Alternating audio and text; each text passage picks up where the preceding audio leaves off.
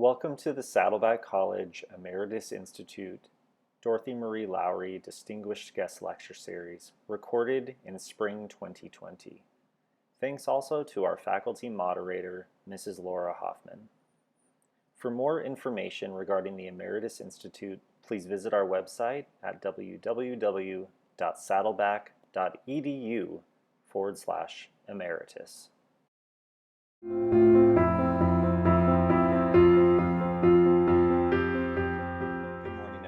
It's my pleasure to welcome Laura Hoffman as today's distinguished guest lecturer.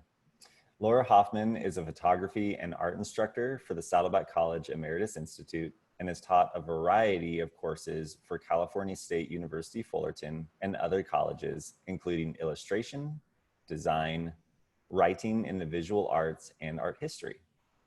Ms. Hoffman majored in art and photography at Cerritos College, while launching her career in commercial photography and illustration. She later opened her own studio specializing in glass, lighting, entertainment, and crystal prism photography. She earned her BA at CSU Fullerton while completing her teaching credential at CSU Long Beach and UC Riverside while teaching photography, and later was awarded an MFA in illustration by Cal State Fullerton. With decades of industry experience as an award-winning photographer, illustrator, and painter, Laura's work has been featured in numerous publications worldwide. A California native, Laura lives with her husband of 29 years in Irvine and her dachshund, Sarah. So it's my pleasure today to welcome Ms. Laura Hoffman. Thank you so much for inviting me today. Thank you for the great introduction. So today it is my pleasure to share with you Life Through the Lens, how photography changed the world. How did photography change the world? Photography is a combination of art, technology, science, and industry. Let's start at the beginning with a brief history. And since its beginnings, we embrace photography for artistic expression, record keeping, journalism, scientific documentation, and family history. But how to make photography, which means how do you make it last? That was the biggest problem. Now, the camera obscura has been around for a long time. This, and what photography really means is light writing.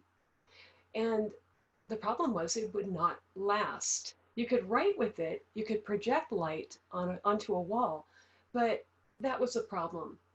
But for years, artists would use camera obscuras, bringing in an image from the outside, which could project upside down, and then it had to be traced. And then as we grew in technology, you could add a lens to this box, which in Latin means camera, and you still had to trace. And so how do you make it last? How would we be remembered? What did our ancestors look like? Well, by the 18th century, by the late 18th century, we figured out how to capture likenesses of people, but they still had to be drawn or traced.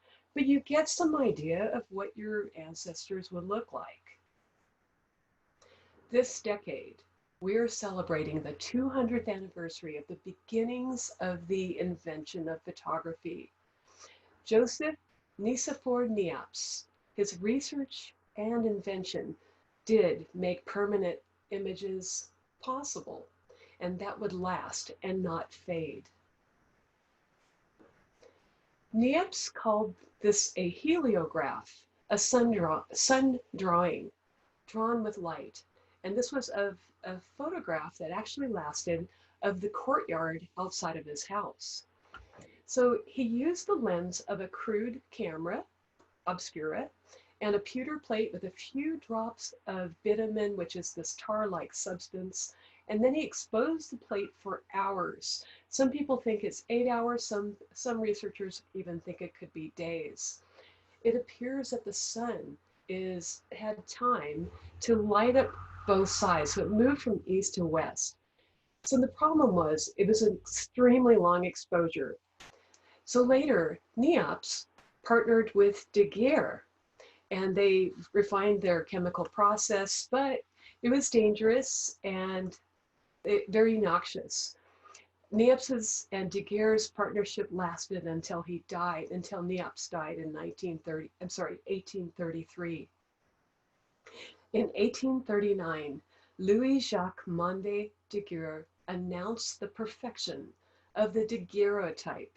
And this is a photographic process that employed a silver-coated copper plate made sensitive to light. And you can see he's having a photograph of himself. It was loved for its clarity. Now he continued with his experimentation, and his process had little resemblance of Niepce's early, very dangerous processes. He named this daguerreotype after himself and managed in 1839 to get the government of France to purchase the invention on behalf of the French people. So the French government awarded Daguerre a yearly stipend of 6,000 francs, and that was for the rest of his life. And Niepce wasn't forgotten. His estate received 4,000 francs annually. In 1839, this was the camera, a box. The daguerreotypes were one-offs. They were one of a kind. They were packaged like the jewels that they were. And you could see the sizes, and that was part of the process. If you could get one of these, you had a way of preserving your life, and it caught on, as we're going to see. Upon seeing the first daguerreotype around 1840, the French painter Paul de la Roche declared, "From today, painting is dead." But painting did not die that day, but photography was born. And it disrupted the world and its social order through the creation of new ways to see, understand, and explore. Now, he may have overreacted, but he did understand the potential of the new medium of photography to usurp painting's historical role in representing the world. Now, exposures were long in those early days. Imagine sitting still and keeping a pose for 1 minute, trying to smile. You can't do it, not to blink. So I have this interesting film to share with you where we're going to see the beginnings, and it'll show you the incredible work it took to create a daguerreotype. We'll also see how it caught on in society. On Monday afternoon, August 19th, 1839, the French Academy of Science held a special meeting to publicly disclose the formula for making daguerreotypes. The technique's inventor, Louis-Jacques Daguerre, had sold his formula to the French government so that it could be made freely available to the public without patent restrictions. The new medium seized the public's imagination. Daguerreotype mania swept through Paris and across Europe. All who saw daguerreotypes for the first time were equally impressed. Viewers took them to be completely faithful depictions of nature.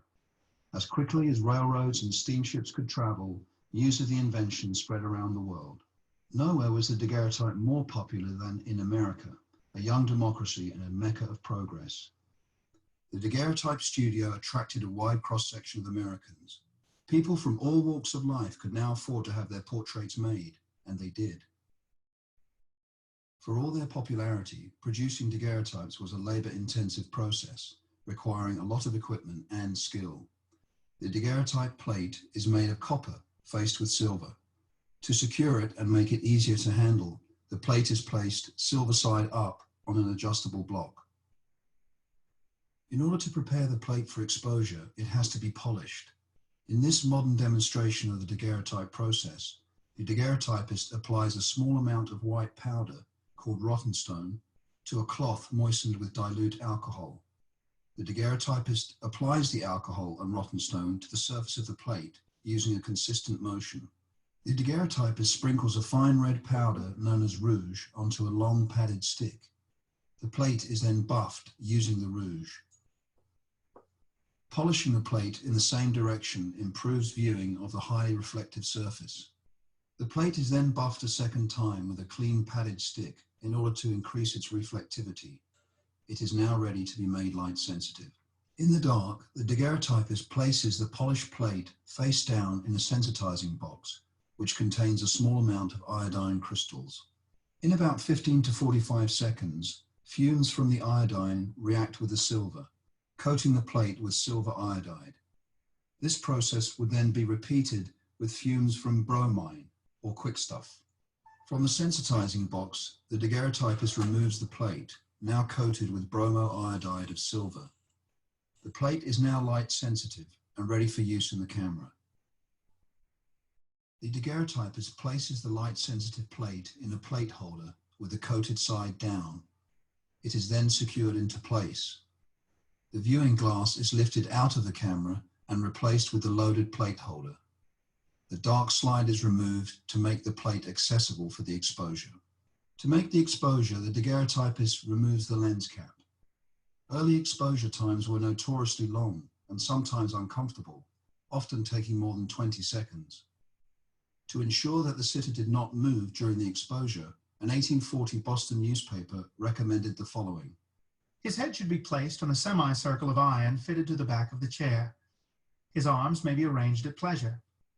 He should fix his eyes on some well-defined object in any direction which he may prefer. Now, if everything is arranged as it should be, your portrait will often be made even in less than 20 seconds and in the most satisfactory manner. In the dark, the daguerreotypist develops the plate.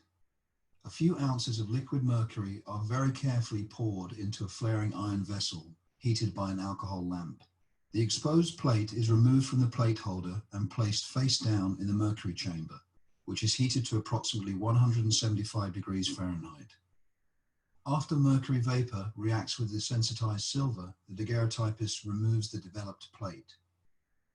The daguerreotypist then fixes the plate, making it safe for viewing in normal light by pouring on it a solution of hyposulfite of soda. This removes the excess bromo-iodide of silver not acted upon by light in the camera. After it has been thoroughly washed, a gilding stand is used to finish the plate. A weak solution of chloride of gold is gently heated over an alcohol lamp. This hardens the plate and adds to the beauty and permanence of the image.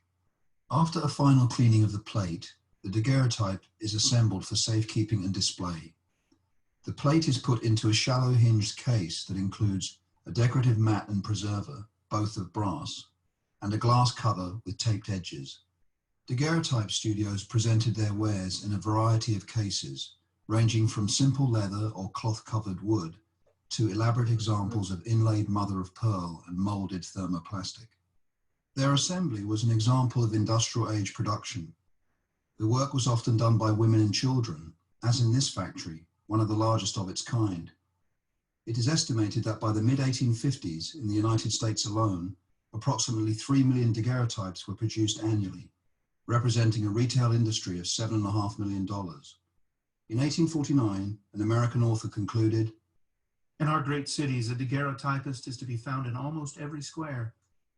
It is hard to find the man who has not shadowy faces of his wife and his children done up in morocco and velvet among his household treasures. So the daguerreotype caught on. It was a big industry. They were long exposures, and so you saw that it wasn't very comfortable. But now you had a way of being remembered. And the daguerreotypes were mostly portraits. So here's another picture of that posing stand. Now, by the 1850s, exposure times got better. They went down to 3 to 8 seconds, but still, it's very hard to keep that pose. And it's not very comfortable, as we saw in the video. You know, we always wonder why seeing pictures of of old pictures, especially daguerreotypes, why people look so stiff, like they had a rod up their backs, because they did have a rod up their backs. They literally had to fix a gaze outside the camera, and there was no possibility of smiling. And here's a chair, the device that holds the head still to keep those long exposure times. Now, the daguerreotype was not the only form. Photography had a third inventor, William Henry Fox Talbot. He came up with, in England at the same time, a negative positive process. That was very different from the daguerreotype. The daguerreotype only made one. You could only have one, and only one existed, and it was small. With Henry Fox Talbot, you now had a negative, and you could make a contact print to make a positive. And this was the ancestor of film. And technology marched on. By 1850, for about the next 40 years, photographers are innovators and came up with a much less expensive, and you saw how hard and involved the daguerreotype was to make. Now you could just get simply egg white and salt, and that became the albumin print. Those were inexpensive and available. You got some eggs, some salt, you could make a print. Now, if you wanted to get more artistic, some photographers started using platinum prints. This is where metal would be brushed onto the paper, but it was expensive, but it elevated photography to more of an art form. And then came film, which we'll talk about more. This was gelatin silver and made in hot gelatin. That was a breakthrough because this allowed for portability. And you could get a latent image, which did not have to be processed right away, and then negatives could be enlarged. So technology moved on. So since its beginnings, we embrace photography for artistic expression, record keeping, journalism, scientific documentation and recording family history, and the camera marched on. You press the button, we do the rest. That was an advertising slogan which was coined by George Eastman, who was the founder of Kodak, back in 1888. At this time, customers had to simply take their pictures and then send their camera back to the Kodak factory in Rochester, New York. And this is where the film had to be removed from the camera, developed, cut into strips, printed, and then the camera would be reloaded with film for you and shipped back to the customer. The problem was it was $25, and that was out of most people's budgets. But that was 1888. By 1901, the easy-to-use and inexpensive Brownie camera was marketed to kids for $1, and that sold 150,000 in its first year. And the Brownie was named after a spirit in folklore and possibly for its inventor, Frank A. Brownell. And so then you added low cost for film, but now it was accessible. Now it democratized photography and made the snapshot possible. You press the button, we'll do most of the rest. Cameras moved on. The Kodak #2 folding autographic Brownie came on with more controls and took film that is still available today called 120 film, and it came on spindles. And at this time, more than 500,000 models were sold between 1915 and 1926.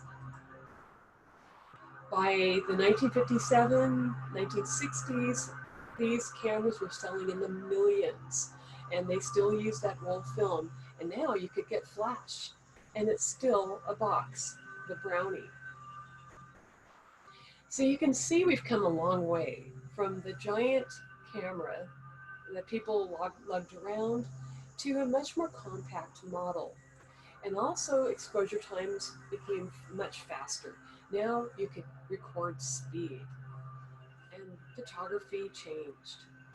But how did photography change the world and change life? In a big way, as I've been mentioning, it preserves time and memory, which creates cultural changes. In the past, kings and queens are notorious for having commissioned painters and sculptors to interpret their likenesses, and I say interpret, but in a manner that maintains a feeling of strength, supreme power, control, projecting themselves. And this was available to a select few. You also had to have money to be able to commission a painting. This oil painting was commissioned in 1892, painted by the American portrait painter John Singer Sargent. And so Lady Gertrude Andrew, the wife of a barrister and Baron Sir Andrew Agnew, could afford it. But now, a new artistic process was celebrated for its remarkably sharp detail and praised as a democratic art that brought portraiture for the masses. When the daguerreotype was first announced back in 1839, one of the people who wrote about this new groundbreaking technology was the famous poet Edgar Allan Poe. And this portrait was made shortly before his death at age 40. Frederick Douglass called Louis Daguerre the greatest discoverer of modern times. And here's a portrait of Frederick Douglass. He was an escaped slave who had become a lauded speaker and writer and post-war statesman. And he considered photography very important in ending slavery and racism, and believed that the camera would not lie. So throughout his life, he loved photography and used it to project his image and to show the sheer force of his character. And now it was possible to see what famous people look like. What did the president look like? John Quincy Adams, at 76 years old, sat for this tedious process back in 1843. At that time, he reported falling asleep and he hated this portrait. But he was the sixth president and the first and the earliest president to have his photo made.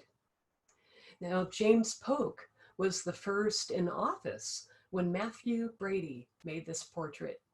And then here's a daguerreotype of President and Mrs. Polk in 1845. Now, here's the first authenticated daguerreotype of Abraham Lincoln in 1846.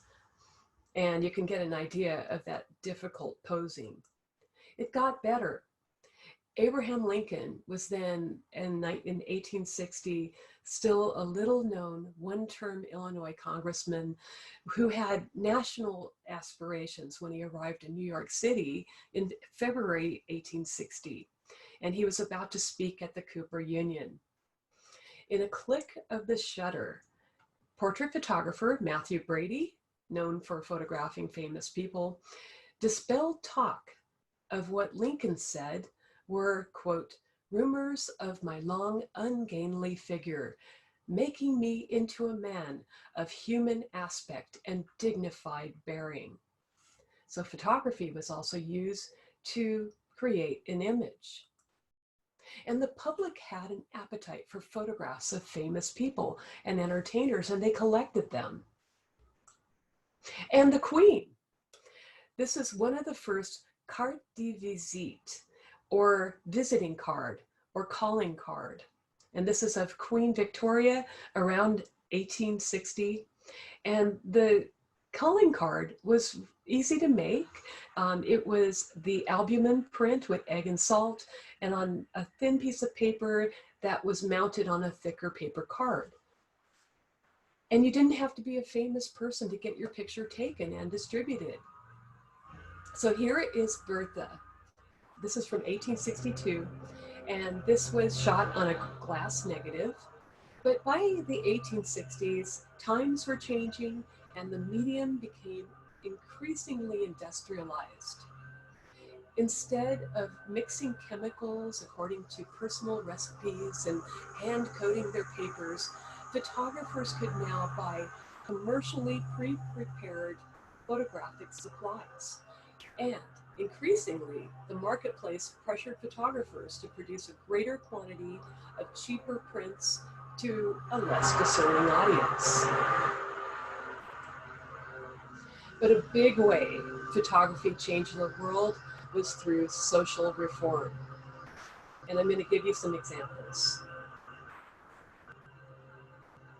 In 1890, Danish-American journalist and photographer Jacob Riis compiled his photographs into a book called How the Other Half Lives, Studies Among the Tenements of New York. And in this book, he documented squalid living conditions in the New York City slums in the 1880s. And this publication opened New Yorkers' eyes to the harsh realities and dangerous conditions of their city slums, like this, Bandit's Roost, from the book. And this book has been consistently credited as a key catalyst for social reform. And this book contained many upsetting images, and he had the ability to use a flash lamp, and he would just aim it into interiors, but he also documented the exteriors. So he was shining a very harsh light. His work was followed by Louis Hine, also an important social reformer. He worked as a sociologist and used photography as a teaching tool.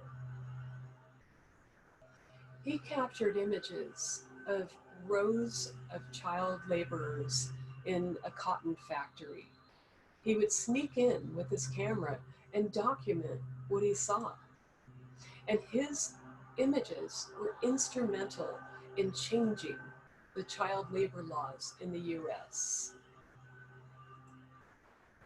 1910, young doffers in Tennessee. And a doffer is someone who removes or doffs bobbins, and these are spindles which hold spun fiber like cotton or wool, and then they have to replace them with empty ones. And some of these boys were so short that they had to climb up on the machines. And this boy has no shoes. And one could easily slip and get caught in the open bobbins and spindles, which cause serious injury and perhaps death. Hine reports a 12-year-old doffer boy fell into a spinning machine, and the unprotected gearing tore out 2 of his fingers. And here's a boy who lost his arm in a saw, also photographed by Louis Hine. Louis Hine knew that the image has extraordinary power beyond language, which conveys a message that went to your heart and not just your head. These were enduring images. And this led to state and ultimately federal legislation which did outlaw child labor. Hine made photography an essential tool in ending the child labor and the struggle for social change. You probably know this image of migrant mother. During the Great Depression, photographers like Dorothy worked for the government's Farm Security Administration, documenting miserable living conditions, which was really to support the New Deal programs. This picture, which did more than any other to humanize the cost of the Great Depression, almost didn't happen.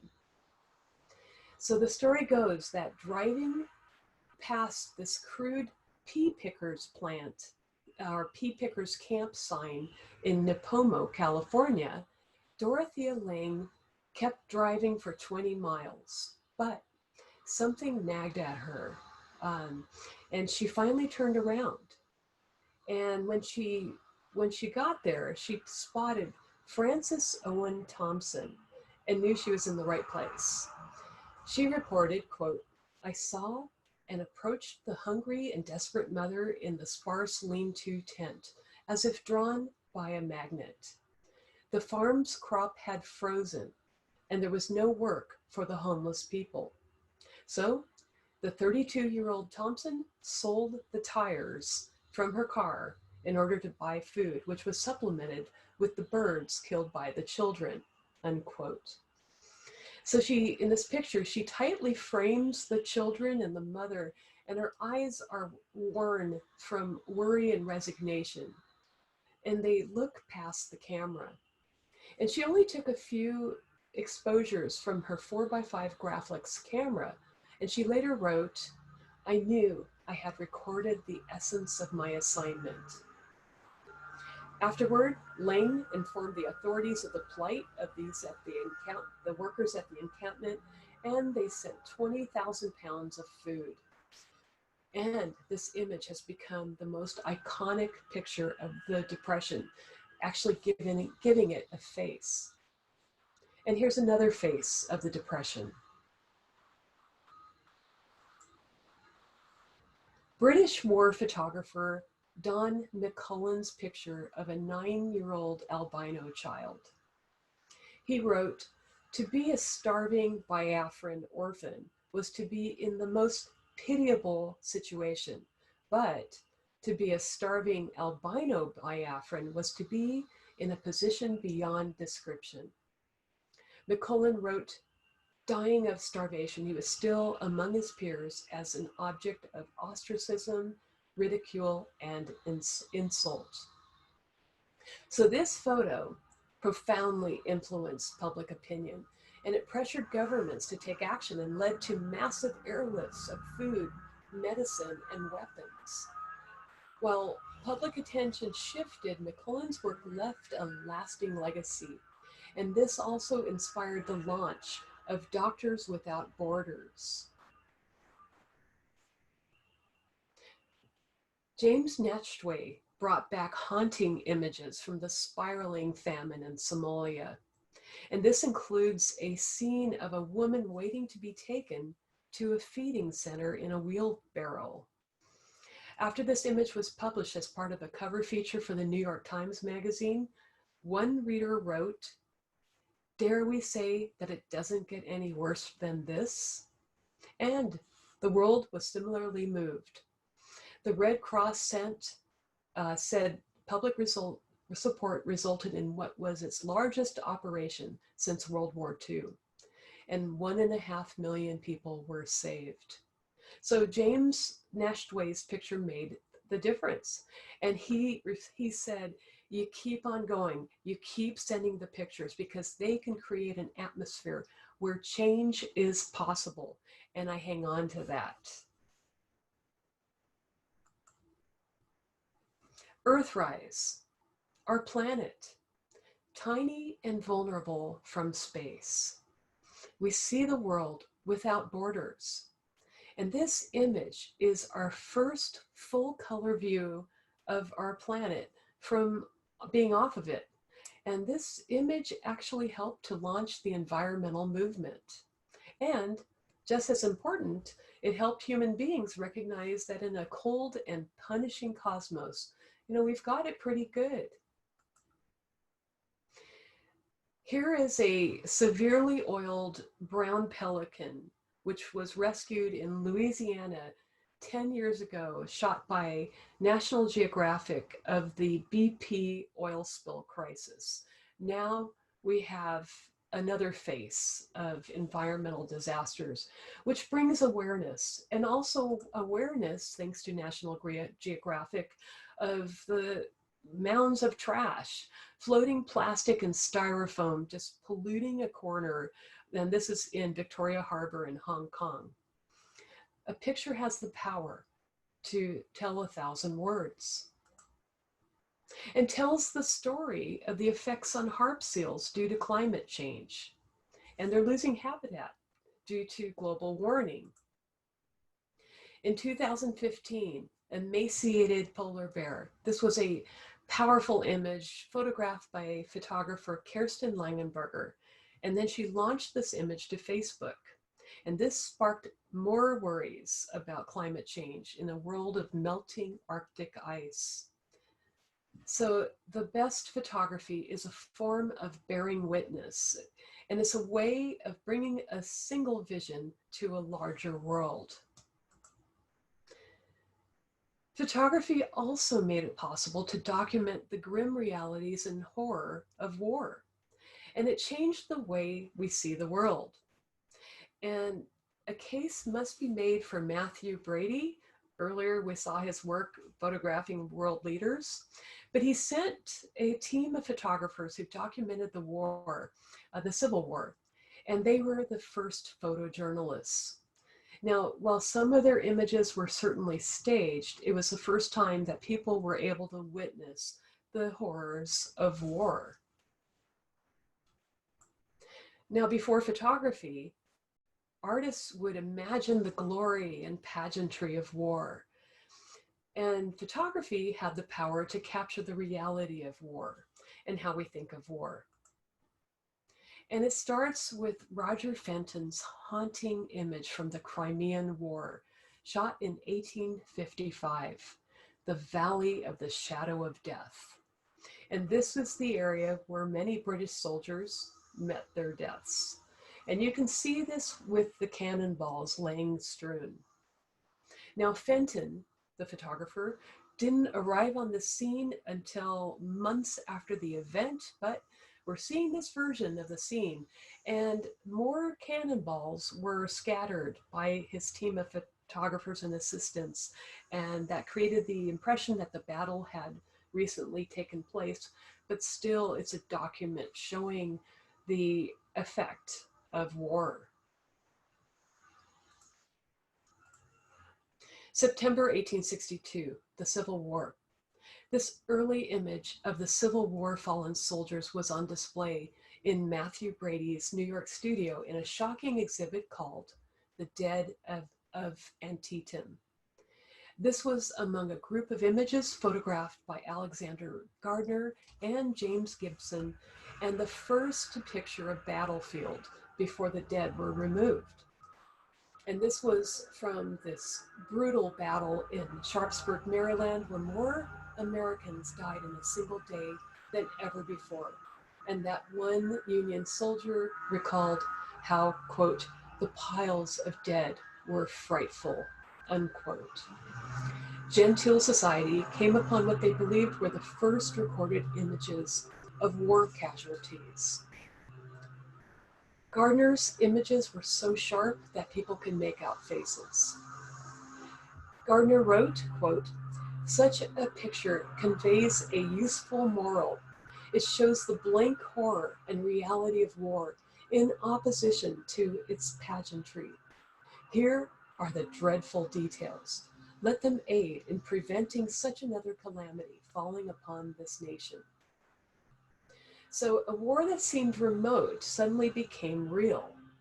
And Gardner and O'Sullivan helped make Americans realize the significance of the Civil War that by 1865 would take more than 600,000 lives.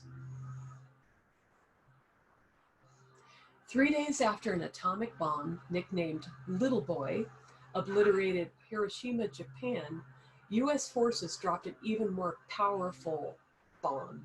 And this was Fat Man on Nagasaki. Now, officials censored photos of the bomb's devastation, but Levy's image, the only one to show the full scale of the mushroom cloud in the air, was widely circulated. This image also helped shape American opinion in favor of the nuclear bomb, and that led the nation to celebrate the atomic age and proving yet again that history is written by the victors. So 50 years ago, almost to this date, demonstrators at Kent State were part of a national wave of student discontent spurred by the new presence of US troops in Cambodia. John Philo, a student and part-time news photographer, captured this powerful image of Mary Ann Vecchio crying out and kneeling over Jeffrey Miller, killed by the National Guard at Kent State University in Ohio. And this is during a protest. And then these images became the voice of protest themselves. So when confronted by a powerful image, we have a choice. We can look away or we can address the image. This was the terror of war. And news photos brought people face to face with the victims of war. Here's a little girl burned by napalm, and this was captured by Associated Press photographer Nick Ut. This photograph underscores that the war in Vietnam was doing far more harm than good. In 1973, he won the Pulitzer Prize and the 1973 World Press Photo of the Year. And that same year, America's involvement in the war ended. Images have power to shed light of understanding. But images can also inspire hope and unity. The flag raising of Iwo Jima is familiar to most people. This was photographed by Joe Rosenthal. And this image has become one of the most recognizable images in the world. And so has this. Alfred Eisenstadt's shot of VJ Day in Times Square. Men of war kiss from coast to coast. And here a sailor in front of him grabs hold of a nurse, tilts her back and kisses her in this moment of unbridled joy. And this was published in Life magazine to illustrate a story on victory celebrations at the end of World War II. And men were not doing all the kissing. Marlene Dietrich is shown kissing an American soldier. Now in the sciences and pseudosciences, photography gained credibility as objective evidence because photographers could now document people, places, and events. Here is a solar eclipse on July 28th, 1851. And this was the first correctly exposed photograph using the daguerreotype process of a solar eclipse. Even as early as 1840, Henry Fox Talbot, who was one of the inventors of photography in England, recorded insect wings and in a macro way. And they could study motion. So this was photographed in order to prove a bet that the horse's hooves could leave the ground at the same time. So this photographer experimented by setting 12 wired triggers connected to shutters on cameras which were evenly spaced, and they were triggered to make a photo with less than a half-second difference. And this resulted in this movement. And this was a precursor to cinematography. The Great Nebula Orion, photographed February 26 in 1883. This was a 60-minute exposure. So science could now capture the cosmos photographically and the world close up, extremely close up. On January 15, 1880, Wilson Snowflake Bentley made his first photograph of a snowflake, and he connected his camera to a microscope. And once a snowflake landed, he would carefully handle it with a feather, and he had to do this outside. And it took about a minute and a half for an exposure, but he captured these beautiful images of snowflakes and could catalog their difference. Biologists and other scientists could also study the unity and diversity among living organisms. When Life published Lennart Nilsson's photo essay, Drama of Life Before Birth, in 1965, and this included this 18-week fetus shown inside its amniotic sac. This issue was so popular that it sold out within days, and for good reason. Nilsson's images publicly revealed for the first time what a developing fetus looked like. Here's the first photo taken by NASA's Hubble Space Telescope of the Pillars of Creation in 1995. And it shows stunning detail of 3 columns of gas and stars in the Eagle Nebula. And then there was expeditionary photography, and it started in the early days. And this is back when photographers had to carry heavy equipment and chemicals and plates. And in the early days, the process was wet and they had to process the images right away. Later, film made it possible to not have to work immediately, but they're lugging their darkrooms with them.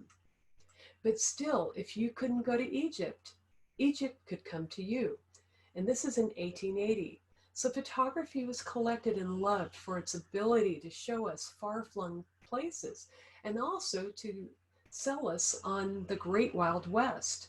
And this is this kind of tortured landscape, and was written as a favored resort for pleasure seekers from nearby San Francisco.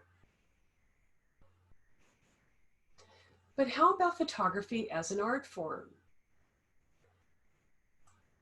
We said earlier that Delaroche, the French painter, declared painting is dead. And was photography an art, or was it an enemy of art? Well, Alfred Stieglitz was an American photographer and a modern art promoter who was instrumental in his 50-year career in making photography an art form. Now, when everybody could make snapshots, he was interested in discerning eyes, in making photography separate and building the quality of photography and getting it recognized. And so he also was married to Georgia O'Keeffe, another artist, and his friend, Edward Steichen, also elevated photography as an art form. Steichen also served as the Museum of Modern Art's Director of Photography from 1945 until 1962, which brought photography to the world's attention as an art form. And he went through quite a bit of effort. He was also a friend of Auguste Rodin, and he visited his studio every weekend for a year before he actually asked to make portraits of the artist. But he wanted to show him and his art. So the images Steichen made of Rodin's Balzac sculpture were shot in the moonlight. And he's using exposure times ranging from 15 minutes to 1 hour. And then he carefully arranged this composition inspired by the Renaissance with Rodin and his sculpture Le Penseur, or the Thinker. And he did this all using camera arts. So indeed, photography was an art form.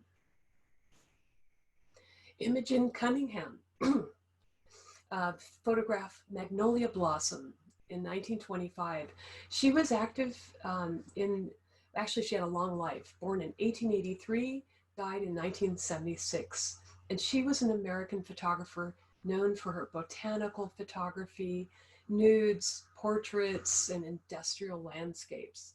And she was part of a group of leading photographers, which included Edward Weston and Ansel Adams, and they formed Group F64, so named for the small aperture setting on a camera, which results in these highly detailed, crisp images.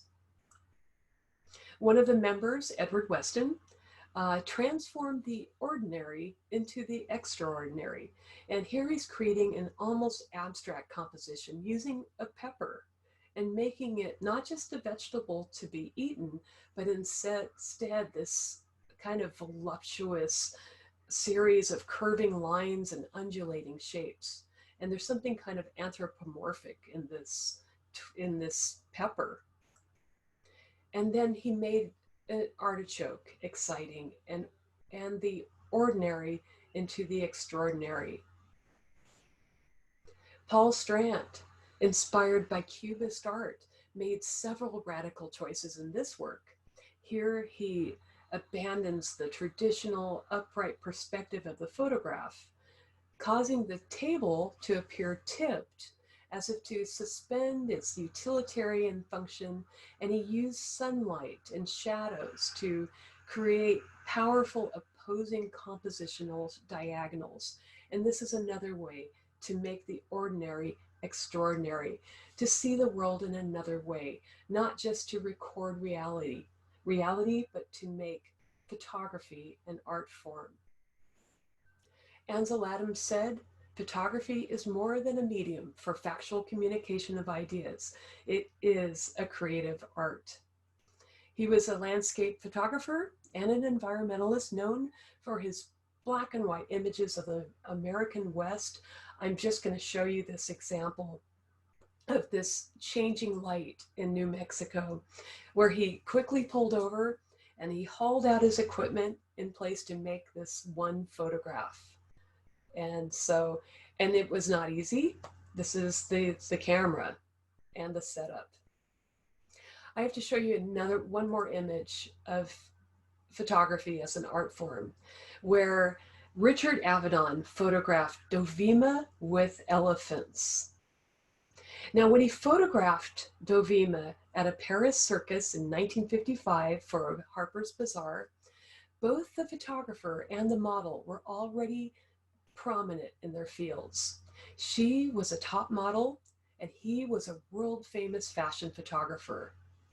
Dovima is wearing an ankle-length black evening gown with this white dramatic sash, and it was designed by Dior by his 19-year-old assistant, Yves Saint Laurent. Now, although the elephants each had one foot chained to the floor, they were still potentially very dangerous, and Dovima had to hold her nerve, and she is resting one hand on an elephant's trunk. And this picture represents a contrast of opposites. Here we have youth and age, strength and frailty, grace and awkwardness, and freedom and captivity. And so these rich combination of qualities elevates it beyond the standard fashion advertising image, but into the realm of high art. So now I ask, is art affected by photography? Well, when you take a photograph, you're capturing a single moment in time. And then the artistic elements for a photographer is manipulated by where you place the camera, how to work with lighting, how to manipulate the technology in modern cameras, and also in post-production, which involves developing and printing. So we have the technology to capture the world as we see it through photography. But what happened with the painting arts, with the traditional arts?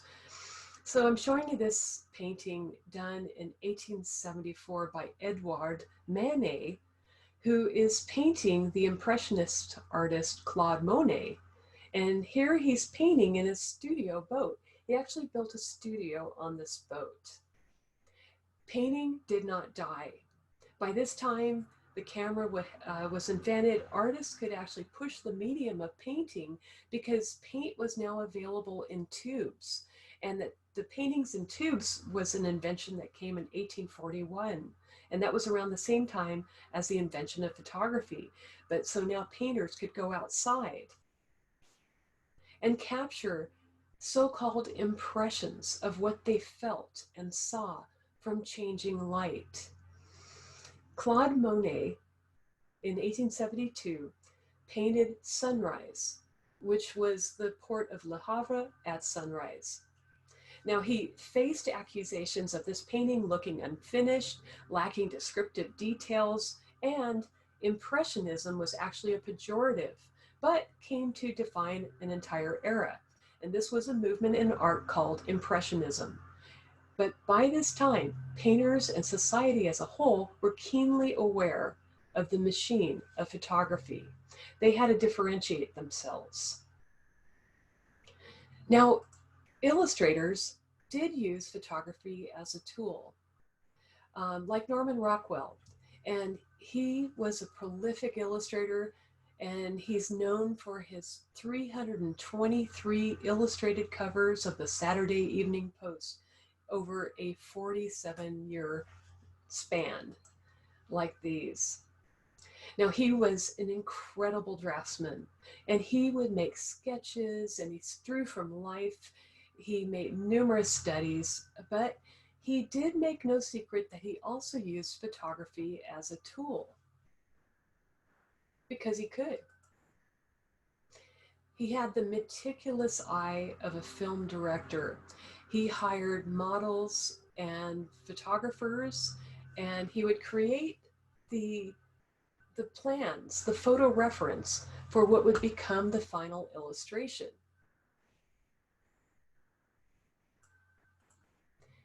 Here's the photo reference for this illustration. And so it was planning. They even, excuse me, they look like each other. And here's another example of photorealism. Some artists like Chuck Close depend on photo reference for photorealistic artwork. He made a large scale painting. This is acrylic on canvas based on a photograph that he gridded off. And then he painted each area blown up on a canvas, broken up into units so he could better focus on each part to avoid being overwhelmed by the whole. Now, I'm coming to you as an illustrator, and in my own work, I have this relationship with photography. I also love photography, but they're two different worlds. Sometimes they come together.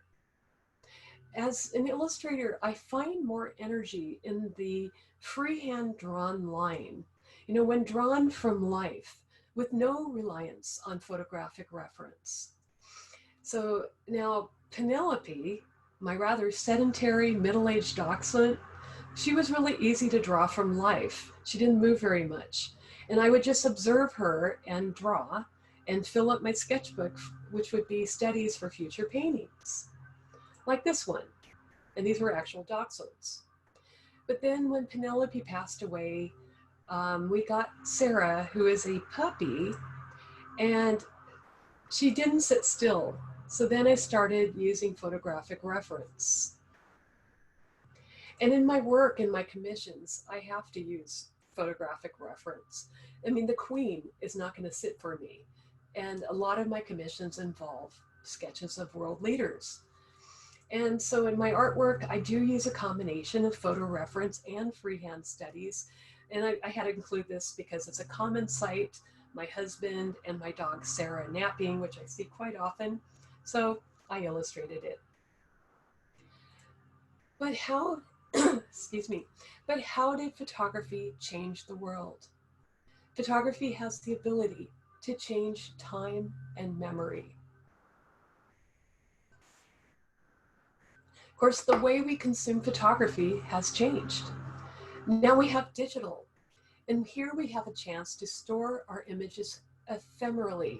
We use social media, online galleries, but the vast majority of images lay dormant on hard drives or the cloud. What will happen to our legacy and how will we be remembered? So I have to tell you one other personal story. When my grandmother died in the early 2000s, after the advent of digital photography, I inherited one of her many photo albums, and these are less ephemeral. I had the ability to open the book, and there she was. And as I paged through the book, I discovered my grandmother was a modern, kind of hot woman, very stylish. And here she was about 19, about to marry my grandfather who adored her. And I saw her in her early 20s. I see her in love, having a great time. And later with my mom as a small child, and she had dachshunds. And now I could see her and get to know her, not just as my grandmother, but who I called Oma, but she became alive to me and young. And there's my mom and my grandmother. She was about 5 at that time. And the last one I'm showing you, here they are as a young family in 1938. This is before they were driven out of Europe, running for their lives from the Nazis. They did escape to Cuba, eventually to New York, but these photographs allowed me to engage with her, and they allowed these images to stay as a vivid part of my ancestral history and memory. And memory is the main thing. Oh, and here's Oma with me as a baby. And yes, by the 1960s, over half the images taken were of baby pictures. Now, in baby pictures, you want to tell everybody, you want to announce it to the world. So in 1997, the very first wireless cell phone transmission is the first known publicly shared picture via a cell phone. Philip Kahn instantly shared a digital image file of his brand new baby daughter to more than 2,000 family, friends, and associates all over the world. And this was the birth of visual communications instantly. And then by the year 2000, the first mass marketed cell phone with a camera was available to the public. And that changed photography. Now, everybody has a camera on hand. Photography by phone has become ubiquitous. And this is a graph that is taken from a survey of just consumers, not professional photographers. And so even 10 years ago, 40% were using phones. And then by 2017, that market share grew to 79%. Now we can just imagine that gap is even larger. Sheer numbers of photos are taken every day, billions. 10 years ago, in 1 week, a survey projected that some 327 million pictures were taken on digital cameras of the royal wedding of Prince William and Kate Middleton. And that was 10 years ago. But how did photography change the world? Well, it also changed behavior. How do we behave? I'm sure this is a familiar sight. We're all citizen journalists. We can record everything. And people have a burning need to document to anyone who cares, and many who don't, that they were there. I mentioned the amount of photos taken worldwide. Now, this study is 7 years old, but it's projected into the trillions, and this graph only shoots up. Now, photography is a much younger medium than painting. In 216 alone, hundreds of billions of images were made. There is no shortage of images which pile up everywhere, especially on social media. We're bombarded with images, but we have the power to sort and edit and curate and represent who we are. And so oversharing on social media can just overwhelm one's ability to actually take it all in. And have we gone too far? What can we do? Images are very ephemeral now. They can sit forgotten on a hard drive. And that's a far cry from that tangible discovery from a new generation, as in my find of my grandmother's photo album, when she was a young woman in her 20s. Can they get lost? Now, working with digital photography does offer more options. We can now edit and disseminate and pick which ones we want to pass on, what we can make into books and share with future generations. So really the answer is maybe to curate and share quality over quantity. So we can be stewards of our images and show the strongest, make it last, not to overwhelm, but inform and remind. But also the digital revolution and the way photography has changed us allows us to be archivists, augmenting memory, but also creating something vivid and getting creative. and using photography as an artistic outlet. And I'm just going to show you a really recent example. Photography can spark creativity. And now, in our times of social isolation due to the current pandemic, photographers are recreating masterpieces from household items, like this, inspired by the Getty Challenge in the US and the Rijksmuseum in Amsterdam and all over the world, and released through social media. And this is one of my favorite, this recreation of The Astronomer by Johannes Vermeer. Or here's another favorite, Yawning Man with Dish Towel, and The Milkmaid by Johannes Vermeer. So photographers can be creative, but we can also enact change. Photography has the ability to make the world even smaller. Images which make us step up and do something and change, and maybe question core beliefs. The images themselves don't change the world, but since the beginnings of photography, images have provoked reactions in people. These reactions have caused change. Images can also transcend borders, language barriers, and can provoke us to act. Did images change the world? They had a major impact, documenting our triumphs and some of our failures, making the world a little smaller, providing some cultural understanding of the world around us. And I thank all the photographers who record groundbreaking moments. And I thank you, most of all, for having me. It's been my pleasure to bring you this talk. Thank you so much. Thank you, Laura. I really appreciated your perspective on the history of photography and its impact on the world. I actually learned quite a bit. I was pretty fascinated by all those early photographs of presidents. I hadn't actually seen like that early photograph of Lincoln. So that was really neat to see. So thank you for bringing us a whole new perspective. Good, my pleasure. I wanted to ask just a couple questions. So what happened to Kodachrome? It was so popular and then it's kind of just dissipated. Oh, Kodachrome, it's so beautiful. It was invented in 1935, and then its last roll was processed in 2009. And the problem was it needs an intense infrastructure to keep it alive.